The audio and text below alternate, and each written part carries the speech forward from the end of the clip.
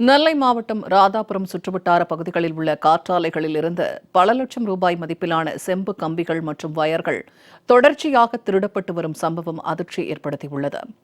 ராதாபுரம் சுற்றுவட்டார பகுதிகளில் இயங்கி வரும் ஆயிரக்கணக்கான காற்றாலைகள் மூலம் மின்சாரம் தயாரிக்கப்பட்டு வருகிறது.